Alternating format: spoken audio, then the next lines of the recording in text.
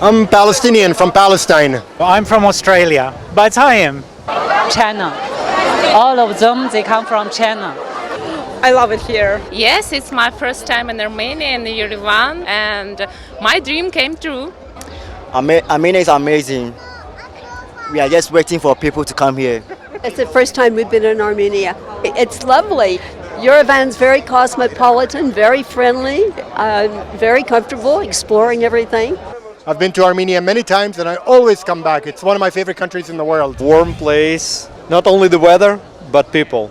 Atmosphere here, which is made by these people, is incredible. It's really, I would like to say that you cannot find the same place in the world like in Armenia.